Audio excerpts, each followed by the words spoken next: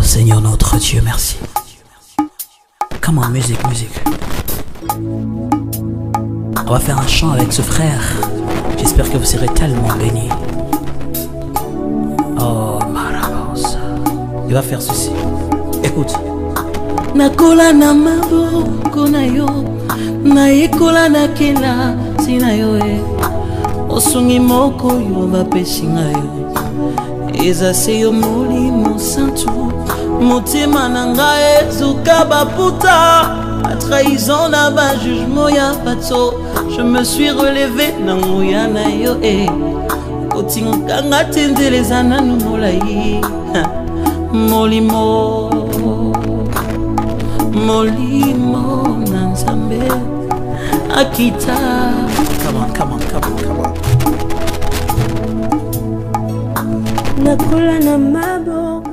Can you tell me a little bit about like your personal journey getting here? Like, when did you leave your home?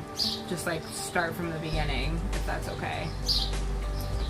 Yeah, my name, like I said, is Joshua Kibezi Munonge Rute. I'm from Congo. I was born in Congo and grew up in Congo. Yeah, my dad and my mom are Congolese. I was born in Uvira. Uvira is in East Congo, near Rwanda, Burundi, Tanzania, Zambia. And on that time it was a nice country, you know. It was called Zaire. It was really a nice country on that time. In '96, the war came. It was our first war in our generation to see, and there was bad war. Oh. In 2000, I became a refugee in Malawi. That was like my journey, my first time to go to a refugee camp and become a refugee. It was tough. Like I said, Congo is the second largest country in Africa.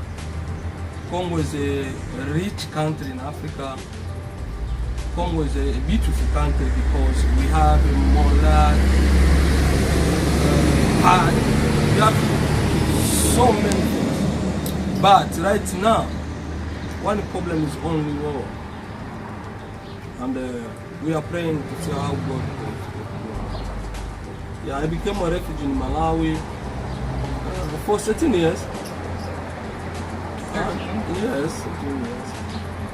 And I get my marriage in Malawi. And all my kids was born in Malawi. All of them, wow. No, only one was born here. Okay. But other all was born in Malawi. Means nobody in my family had get a chance to see my country. That's a tough thing for me and for all my family.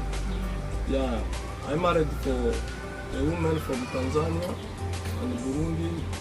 Yeah, Esther Wilson. So you were living in Malawi for 13 years? Yes. And did you come from Malawi to America? To America. Through a program called Resettlement. Okay. It's a program where countries go to different refugee camps to pick people. Australia, Canada, America, UK, Sweden, Norway. Yeah, but I get a chance to come. And that was my dream, because I was praying to come to America. And did you come straight to Kalamazoo? No, I came through Minnesota. Okay. I came through Minnesota because since 2006, I was working with some churches in Minnesota. Mm-hmm. So each time I get a chance to come, I say, no, let me to go to Minnesota because I have many friends in Minnesota. Okay. So what brought you here then? Kalamazoo. I don't know. That question is like tough for me because, yeah, I was looking a place where I can begin an organization to help other Africans, and that was my prayer.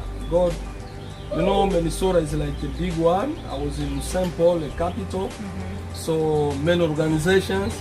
I said no, and many churches are not involved directly with refugees. Okay. Yes, so I said no, let me look in another place. So one of my pastors, who I was working with him in Malawi, came strictly in Kalamazoo. So I came to visit him, after to visit him, I see the city. I say no, that's my city now. That's the reason. Okay. Yeah, but the really reason is to help other refugees who are coming because of what I was going through. The time I came to America, it was tough because I cannot say good morning. You know, I was speaking French as a language, so it was tough, and it was really tough for me. For 1 year, it was tough because of that barrier of language. Yeah. Yeah, and a time now I came to Kalamazoo and said no, I cannot let my people go through what I was going through. The time I came in 2013. What year did you get to Kalamazoo? Yeah, last year. Last year? Yes, Okay. yeah, I had only 1 year. Okay. In April, first. Yeah. Yeah. So were you surprised by the amount of refugees that were here? On that time, it was almost 3 families only 3 family only? from Congo. Okay. And other families. Yeah, but right now we are almost 200 families, African families here in Kalamazoo. Wow. A big issue with people who are coming. So on that time it was like simple because it was a few family. Yeah, I was able to go to visit them, teach them. I began a school of English on that time and ASL and computer. Yeah, to help them. So still now, some of them are speaking now word of English. I'm very proud about that. What do you think has been the hardest part for people that you've worked with? Yes, the hardest part is only because I'm doing that without support. Right. That's a big challenge. I'm doing that without anybody behind me to push me, to help me, and sometimes you are able to spend some money for your family and spend it to help people. And that's a very tough challenge. But I'm happy about that because I like to help and I like to serve people. Would you say that most people that come here, do they find your church right away? Like most people from the Congo, do they find your organization pretty quickly? Yes, yeah, because everyone knows that. Like I told you, I'm a leader for African community, and many people knows about that. Yeah. But on the community we have Islam, we have all kind of people. Yeah. So you cannot force Islam to come to church. Yeah. Yeah, but if he has a problem, I'm there to assist. I'm there to help.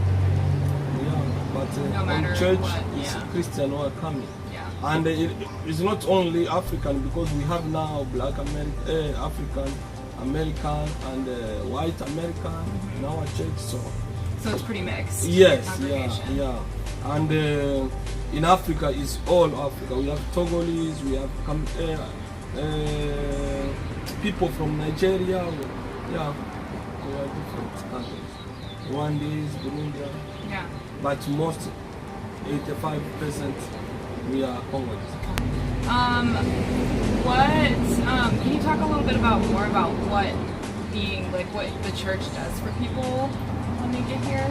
Like in terms of like services, but also like just general like benefits of having a community right away. Yeah, we are doing a lot. And I can say God, God never do something for nothing. God has purpose for everything. And that's the reason sometimes, if I'm with my family, I say that's the reason we came to Kalamazoo. Our church right now, we have a van. And that van, if somebody needs to move, that van helps him for free. I can get some time, 100 to 120 miles per day to help people. To go to hospital, to go grocery, to find the jobs. I know now all stuff in Kalamazoo. I know many companies in Kalamazoo. So all of that I'm doing for free. So sometime, since morning I'm working night shift, but I don't have time to rest because people call me. Right now, somebody's coming soon you need help to go to immigration. Okay. So all of that's our church is doing. Wow. Yeah, to help people. If somebody don't have food, we need to buy for him food. If you don't have a house, you move another state to here. Sometime we located on our house, so you can find some in our community. Somebody has 2 families too in the house. Like in America, it's tough to put somebody in a house. You need to ask permission, and if you have a bad landlord, he cannot allow you. But by grace of God, because we are talking of our landlord, so we are doing that. We are there to help. Our offering sometimes goes to people.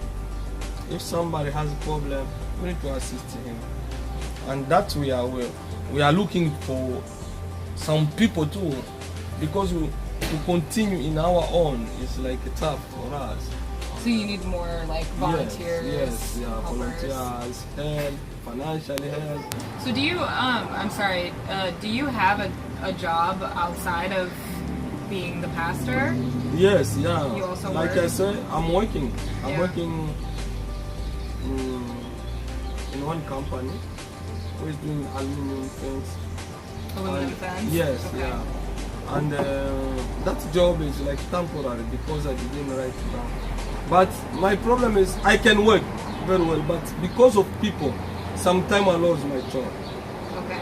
If I have a problem, somebody's like an emergency, I take him to hospital, and my time to go to work come. I cannot leave him to hospital and go to work.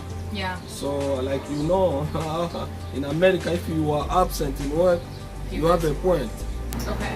Yeah. But I choose to work night because morning is time to work. And what would you like to see happen in the future? Just for your congregation, just for refugees in the area in general. What's kind of your goal? Yeah, my goal, my first goal is to have our own house. Okay. Means our own church. Right. Do you rent your church? No, we are given for free Okay. worship. I say our own because of what? Because we can have all kind of our project the same place. Like I told you, we are soon here to begin with tailoring school. But our goal is to have our own church, a place we can manage everything in our own. And my second goal is to create some jobs for our people. Yeah, like what I'm thinking is to open a store, a big store, a African food store. So people, to buy food, some people goes to Grand Rapids because some soul don't have African food. Yeah. And many refugees, it's new in America, so it's tough to eat American food. And that's my goal, to have a big store for our people and to have our room, our church, to put our all projects inside. Because in my vision I see all what I'm doing to be a college tomorrow. When you left a camp in Malawi. For you personally, you said people would come and like from different organizations, they come and they basically find people that they can bring to America. When that happened for you, what was going on in your mind? In a refugee camp, you don't have choice. You cannot choose a country to go. Yeah. And it's not like for everyone. It's like a chance. It's like a grace. But for me, because I was a leader of all churches in Malawi, in a refugee camp, I was like, I'm home. Like I said, 17 years. Yeah, I have an orphanage in a refugee camp. I have a school, a Bible school in a refugee camp. I have a big church in a refugee camp. I have more churches. Yeah. So it was like my home. So I was thinking only to say, if I get a chance one day to come to America, but every year I was with many people. Many people was coming to Africa to see me. 15 people from America, 20 people, 10, 5, every time to see our project, to see our orphanages, to see our churches, to do some conference, pastors conference. So I was with many friends from America, and that's the reason I began to think, someday let me go to America. But you cannot choose. I need to go to America because you don't have somebody to tell. Right. But if the government come now through that program, if you choose, you have a chance, you go. But some people don't like to come because it's tough with language, with English. Yeah. Some people like to go to Canada because some place will speak French. Right. Yeah, and but for me, I was wondering. I'm happy, really. And how did your family feel? My family, everyone is happy. Huh? You know, to be a refugee is not good. And the life in a refugee camp is tough. Mm-hmm. But yeah, we are happy. And we are doing great. Like you see, all my kids are in school. All my kids can speak now really in English like Americans.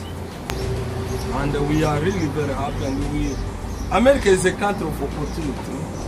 We see great things before us. Like the faith told us, the Bible told us, God has a plan, a good plan for us.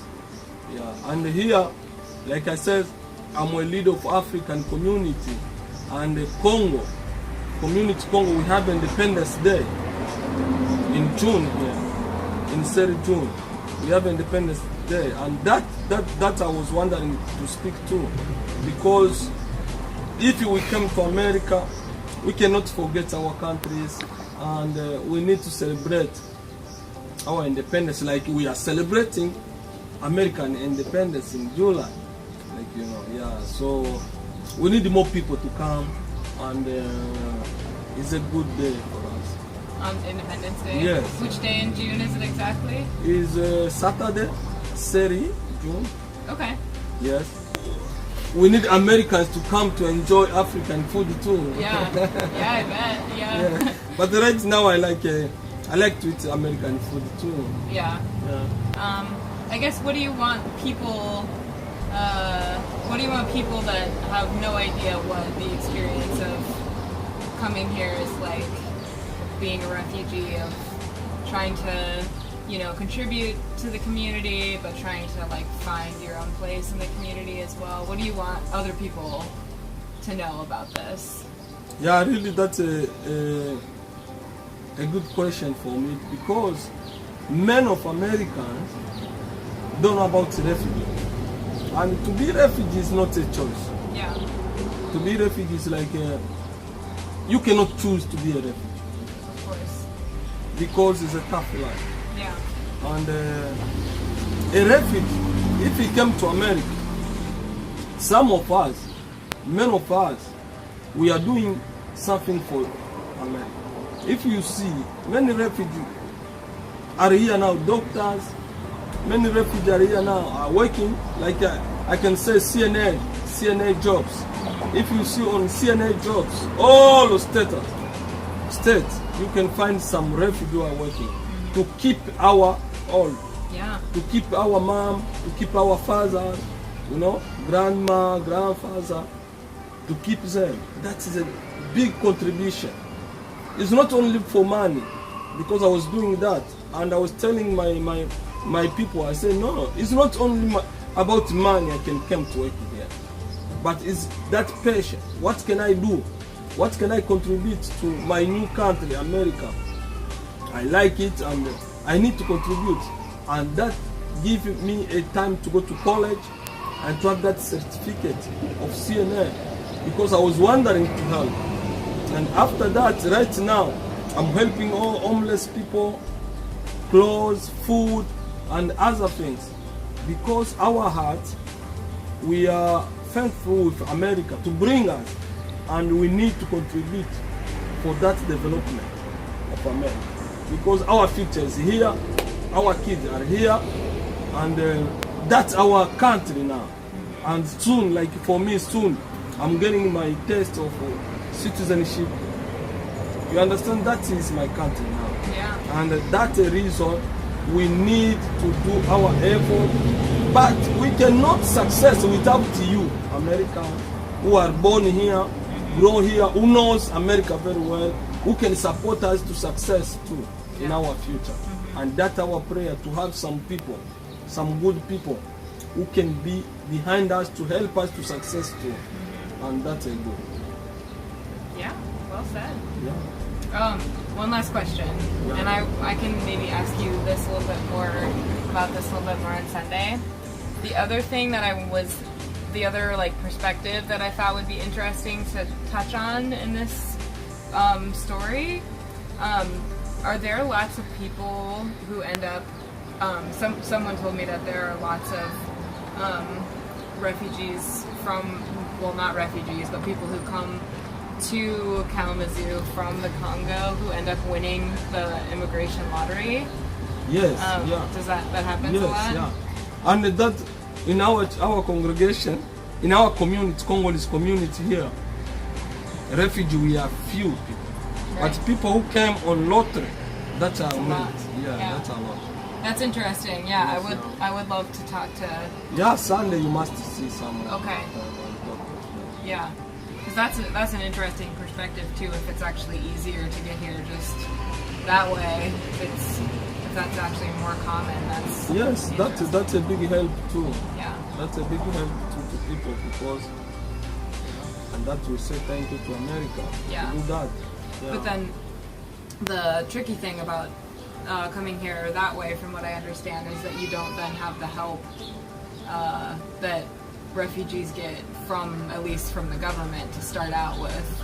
Like, refugees get guaranteed a little bit more, like 3 months of help or something like that, from what I understand. But if you win the immigration lottery, you're just kind of like, oh, you can come here, now you're on your own. Yeah, you know, that is a good thing too. Yeah. Because one thing in America who is more important is to have a permit of work only. And things to give to refugees to remain at home is because refugees to have that like a green card, you need 1 year. Yeah.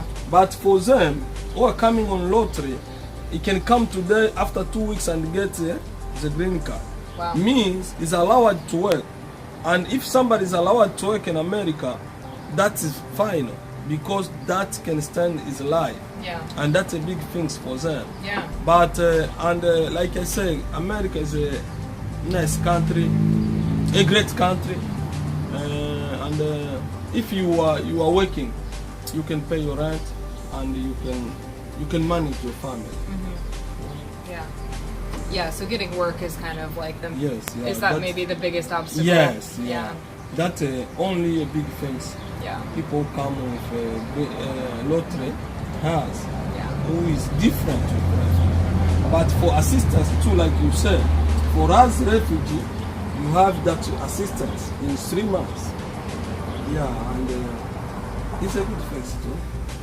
Yeah. But for all of us, if you don't have something, the government help you. Yeah. It depends. You came with lottery, we came like a refugee. The government is behind you if you don't work to have some help. Yeah. That's good. That's awesome. Well, I'll have to try to find someone who got here with the lottery when I come on Sunday. Nakola na maboko na yo, naikola na kila sina yo, Mosungi mokoyo bapesi Jesus, come on. Ezase molimo santo Motima na ngai Zoka bapota Batrahison na ba Jugement ya bato Je me suis relevé Yena yo Kotika matendeleza na molai Molimbo Molimbo Nanzambe Akita awanase Disungi na ngai Molimo Molimo Nanzambe Akita awanase Disungi na ngai Mobokoli na ngai Kelasi na ngai Nasilisi nano koya kolate Zala na nano Masolo na